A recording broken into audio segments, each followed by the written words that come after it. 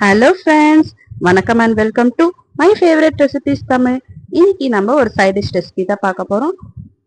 சப்பாத்தி பூரிக்கெல்லாம் தொட்டு சாப்பிட்ற மாதிரி ஒரு சூப்பரான சைட் டிஷ். ஒரு 10-15 நிமிஷத்துலேயே செஞ்சிடலாம். நாங்க எப்படி செய்யுதுன்னு பார்க்கலாம். மிக்ஸி ஜார் வச்சுக்கலாம். அதுல 10 பல் தேங்காய் சேர்த்துக்கலாம், ஒரு துண்டு இஞ்சி சேர்த்துக்கலாம், 5 பல் பூண்டு சேர்த்துக்கலாம், 2 பச்சை மிளகாய் சேர்த்துக்கலாம், 2 டேபிள் ஸ்பூன் உடச்சக்கல்ல சேர்த்துக்கலாம். நீங்க உடச்சக்கல்லைக்கு பதில் முந்திரி கூட சேர்த்து அரைச்சிக்கலாம். 1 ஸ்பூன் மிளகு சேர்த்துக்கலாம், 1 ஸ்பூன் சோம்பு சேர்த்துக்கலாம். இது எல்லாத்தையும் சேர்த்துட்டு இதை கொஞ்சமா தண்ணி விட்டு நம்ம நல்லா மைய அரைச்சி எடுத்துட்டு வந்துக்கலாம். இப்போ குக்கர் வச்சுட்டு அதுல எண்ணெய் ஊத்திக்கலாம்.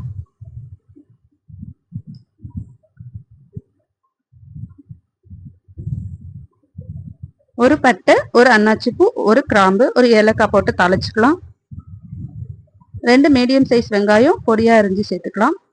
வெங்காயம் நல்லா கலர் மாறின அப்புறமா 2 தக்காளி நல்லா பெரியசா அரிஞ்சு சேர்த்துக்கோங்க. பொடியா அரிஞ்சு சேர்க்க வேணாம். பொடியா அரிஞ்சு சேர்த்தோம்னா குருமா கலர் சேஞ்ச் ஆயிடும். அதனால பெரியசா அரிஞ்சு சேர்த்துக்கோங்க. இப்போ நாம அரைச்சு வச்சிருக்க அந்த விழுதை சேர்த்துக்கலாம். சேர்த்துட்டு இதுக்கு தேவையான உப்பு சேர்த்துக்கலாம். நமக்கு எந்த அளவுக்கு கிரேவி தேவையோ அந்த அளவுக்கு தண்ணி ஊத்திக்கலாம். ஊத்திட்டு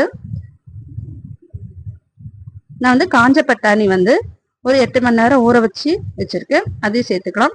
நீங்க அப்படி ஊற வைக்க மறந்துட்டீங்கன்னா சுட தண்ணி ஊத்தி ஒரு 1 ஹவர் ஊற வைங்க, சீக்கிரமா ஊறிடும்.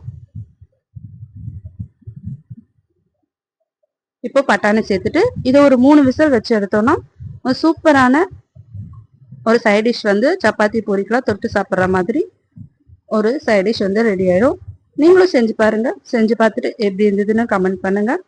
நம்ம சேனலை சப்ஸ்கிரைப் பண்ணிக்கோங்க, லைக் பண்ணுங்க, ஷேர் பண்ணுங்க. தேங்க்யூ ஃபார் வாட்சிங்.